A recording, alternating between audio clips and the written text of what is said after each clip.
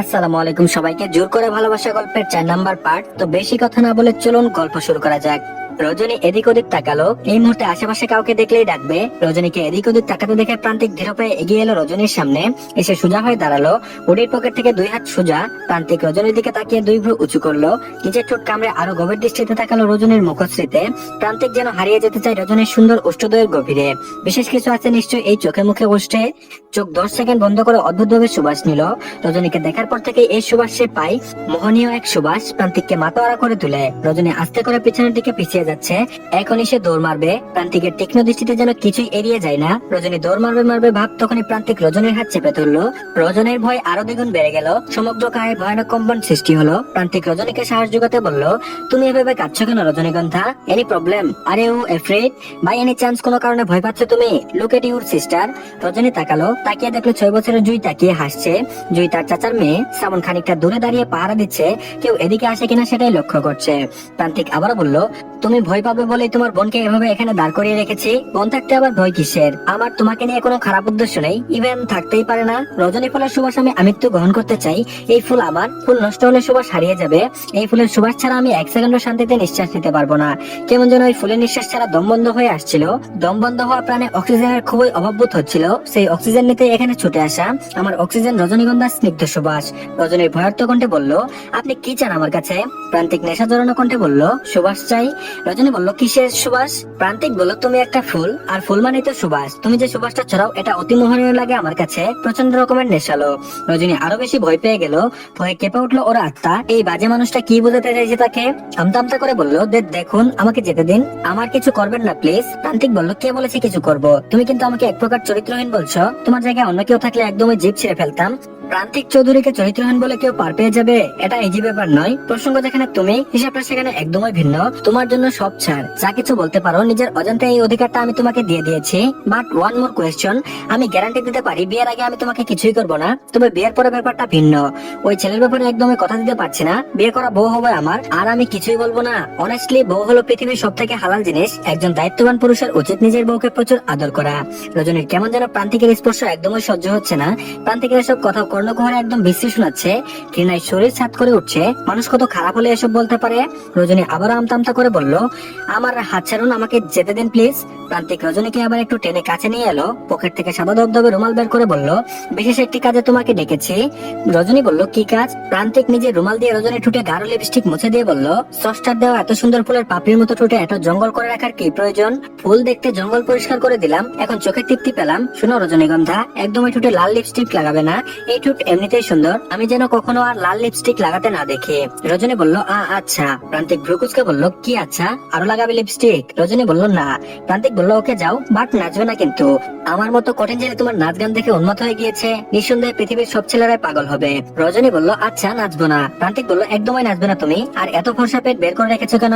রজনী বলল, শাড়ি পরে গিয়েছে। প্রান্তিক বলল, সেফটিপিন লাগিয়ে নাও ভালোভাবে, কাল পর্যাপ্ত পরিমাণে সেফটিপিন পেয়ে যাবে।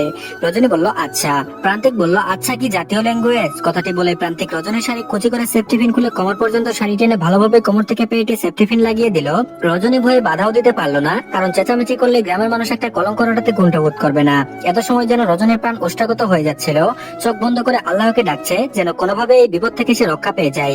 প্রান্তিক রজনীর বন্ধনরত চোখ মুখের দিকে তাকিয়ে অতিরিক্ত ভয় দেখে বলল, নারী তুমি সত্যিই বড্ড সরল, জানো না পুরুষ সরলতার প্রেমে বেশি পড়ে।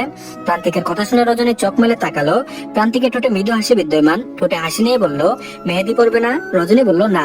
প্রান্তিক বলল, আমার নাম ছাড়া তোমার হাত বড্ডময় মানান, ফিকে রঙিন লাগছে, কিছু একটা নেই মনে হচ্ছে। যে হাতে ড্রেসিং বয় প্রান্তিকের ছোঁয়া নেই, সেই হাতে সৌন্দর্য কিভাবে ফুটে উঠবে? আমি পরিয়ে দিচ্ছি মেহেদি। প্রান্তিক পেছনে তাকিয়ে বলল, শ্রাবণ মেহেদিটা দিয়ে যা, তোর ভাবির হাতে মেহেদি ছাড়া ভালো লাগছে না। শ্রাবণ এদিকে এগিয়ে বলল, ভাই আপনি কিন্তু অনেক রোমান্টিক হয়ে গিয়েছেন, আর আজ একটু বেশি ড্রেসিং লাগছে আপনাকে। প্রান্তিক বলল, আসলেই লাগছে? শ্রাবণ বলল, জি ভাই, ভাবির পাশে হেব্বি লাগছে আপনাকে। প্রান্তিক তার নিজের নামটা সুন্দর করে লিখে দিল রজনীর হাতে। প্রান্তিক বলল, প্রান্তিক নামটা হাতে লিখে দিলাম, এটা খুব শীঘ্রই তোমার মনে লেখা হয়ে যাবে। এমন ভাবে লেখা হবে যা তোমার প্রতিটা নিঃশ্বাসে আশেপাশে বইবে প্রান্তিকের নাম। এদিকে ক্রমাগত প্রান্তিকের ফোন বেজে চলেছে, এতক্ষণে 15 বার বেজে চলেছে। রজনী বারবার অতিষ্ঠ হয়ে বলে উঠলো, আপনার ফোন। প্রান্তিক বিরক্ত হয়ে ফোনটা রিসিভ করলো। ভিডিও কল ছিল। রজনী খেয়াল করলো স্ক্রিনে ভাসছে কামিনী ফুলের সুবাস। রজনীর একটি বাজে ধারণা সৃষ্টি হলো প্রান্তিকের প্রতি।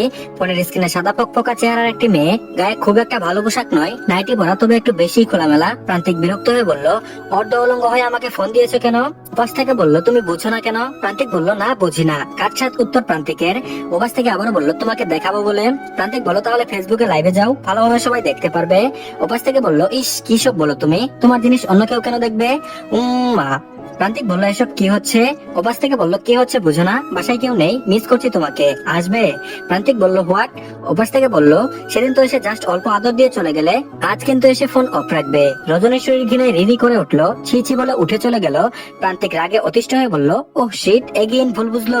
ওপাশ থেকে বলল, কে ভুল বুঝলো? প্রান্তিক বলল, ধ্যাৎ শালি, ফোন রাখ বলে প্রান্তিক রজনীর পিছনে পিছনে গেল। প্রান্তিক পেছন থেকে রজনীর হাত টেনে ধরে বলল, প্লিজ ভুল বুঝো না আমাকে, তুমি যা ভাবছো তা নয়। রজনী ঘৃণা ভরা দৃষ্টিতে তাকিয়ে বলল, আমি কিছুই ভাবছি না।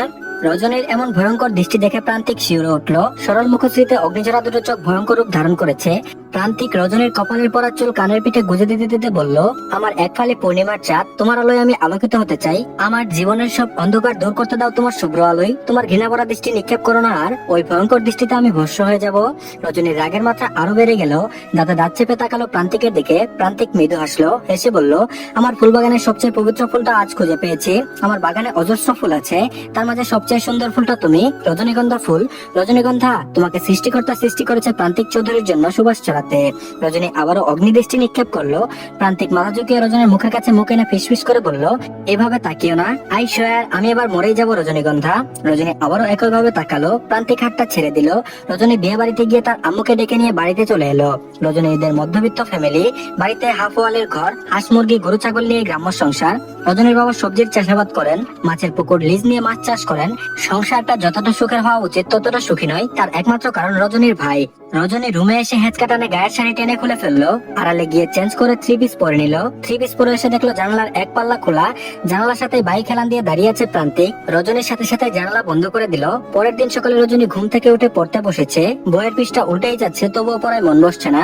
গতকাল রাতের ঘটনা তার মস্তিষ্কে গেঁথে আছে। ছেলেটা যেমন চরিত্রহীন তেমন অসভ্য আর বাজে। যে মেয়ে পায় তাকে কোনো না কোনো ফুলের সুবাসও বানিয়ে দেয়। ছি, মেয়েরাও বা কেমন, বাড়িতে মা বাবা না থাকলে এসব চরিত্রহীন ছেলেদের ডেকে নিয়ে যায়। প্রান্তিকের চিন্তা মাথা থেকে ঝরতেই বই ছেড়ে উঠে জানালা খুললো। জানালা খুলতে চোখের সামনে ভেসে উঠলো প্রান্তিকের মুখের অবয়ব। কাল সারা রাত প্রান্তিক এই জানালার পাশে বাইক হেলান দিয়ে দাঁড়িয়েছিল। রজনী জানালার ছিদ্র দিয়ে সারা রাত খেয়াল করেছে ওখানে দাঁড়িয়ে সিগারেট টেনেছে প্রান্তিক। একটা শেষ হলে আরেকটা টেনেছে। পৃথিবীর সব বাজে অভ্যাস ওই মানুষটির মাঝে আছে। এর ব্যাপারে তাকে কি বাড়িতে জানাবে? জানালে যদি উল্টা খারাপ কিছু হয়? না, কিছু জানানো যাবে না। আর যদি দেখা হয় তার শার্টটা ফিরিয়ে দিতে হবে। এর মাঝে বারান্দা থেকে রজনীর বাবা রজনীর মাকে ডেকে বলল, তোমার পোল কই? আয়েশা বেগম উঠান ঝাড়ু দিতে দিতে বললেন, কইতে পারুম না। রজনীর বাবা বলল কাল রাতে বাড়িতে ফিরে নাই। আয়েশা বেগম বলল, না। রজনীর বাবা আবার বলল, আমারে কইছো এই কথা? আয়েশা বলল, এটা তো প্রতিদিনের রুটিন, তোমার পোলা বাড়িতে আয় না, এটা আর কোনের কি আছে? রজনীর বাবা বলল, এমন বেজন্মা পোলা যে সৈয়দ বাড়িতে জন্মাইলো এটা আমি ভাবতেও পারি নাই। জীবনে কি পাপ করছিলাম হেডেই ভাবি, না হইলে এমন কুত্তা সন্তান আমার ঘরেই জন্মাইবো। আয়েশা বেগম কোনো কথার আর উত্তর দিলেন না, একটা দীর্ঘশ্বাস ছাড়লেন। আসলে তার কিছুই বলার নেই। ছেলেকে নিয়ে সংসার রোজ অশান্তি চলে, ঠিক মতো বাড়ি ফেরে না, নেশা করে, মারামারি করে, এলাকায় মুখ দেখানো যায় না, বাড়ি থেকে টাকা নাই আর উড়িয়ে বেড়াই। সৈয়দ মনসুর আলী আবারও বললেন, তোমার ছেলের লাইগা আমার ভাইয়াটা ভালো করে বিয়াও দিতে পারুম না। যার ভাই এমন করে বেড়াই তার বোনের আর কেড়াই বিয়া করতে চাইবো? আয়েশা বেগম রান্নাঘরের ছাইছাড়ি তুলে ভাতের হাড়ি নিয়ে বের হয়ে বললেন, আমার মাইয়াডারে লইয়া আমারও চিন্তা হয় হন, ওর লইগে শত্রুতা করে কেউ আবার আমার মাইয়াডার ক্ষতি করে না দেয়। রজনীর বাবা বলল, তোমার পোলাই তো মানুষের পাঁচাটা চামচা, বুঝলা? বুঝতাম নেশা করে মারামারি করে, এলাকার মানুষের ভয়ে কাঁপে, তাও একটা সুনামা ছিল। তোমার পোলাই মানুষের পা চারটা বেড়াই, মজুমদার বাড়ির বকাটে পোলার গোলাম, তার ইশারায় নাচছে বেড়াই। মাহবুব ভাইয়ের পোলাডারে দেখলে আমার তো পরান্ডা জোড়াইয়া যায়। এও তো রাজনীতি করে মারামারি করে বেড়াই, কিন্তু দেখছো মানুষে কেমনে ভালোবাসে। সবসময় অন্যায়ের বিরুদ্ধে থাকে, পোলাডারে দেখলে পরান্ডা জোড়াইয়া যায়। আয়েশা বেগম চাল ধুয়ে হাড়িতে উঠিয়ে দিয়ে বললেন, পোলাডা আসলেই অনেক ভালো। সৈয়দ মনসুর আলী বললেন, তুমি দেখছো পোলাডারে? আয়েশা বলল, হ দেখছিলাম, আমাকে জমিন নিয়ে সালিশ হয়েছে পোলাডা মেম্বারের বাড়িতে আইছিল, তাছাড়া আগেও নাম শুনছি বহুবার। গ্রামের পোলাই তো। রজনীর বাবা বলল, হ বেশি একটা আহে না গ্রামে, ওর বাপ মাঝে মাঝে আহে, বড় কোনো ঝামেলা হইলে মিটমাট করতে আহে। আয়েশা বলল, আমাকে জমিন নিয়ে ঝামেলা হইলে আইছিল, তাই দেখার সুযোগ হয়েছিল। রজনীর বাবা বলল, কথা কইছো? আয়েশা বলল, না আমি দূর থেকেই দেখছি। পোলাডারে আমাকে বাড়িতে একদিন দাওয়াত দিয়ে আইনো, একটু আপ্যায়ন করতে হইব। আমাকে জমিনের ঝামেলাটাও যাতে মিটাইয়া দেয় সেই ব্যাপারেও কথা কইতে হইব।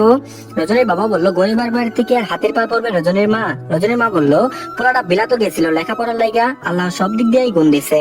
রজনীর বাবা বলল মানুষে অনেক সাহায্য করে শুনছে। রজনীর মা বলল আর আমাকেও বেটার জন্ম লাইগা মুখ দেখা যায় না। রজনীর বাবা বলল ওকে নিয়ে ভাইবা সময় নষ্ট না করে আমার মায়ের বিয়ের ব্যবস্থা করো, মায়েরারে ভালো করে বিয়ে দিতে পারলে শান্তি। রজনীর জন্য যে পাত্রটা আইছিল তারা কি কোনো সংবাদ পাঠাইছে?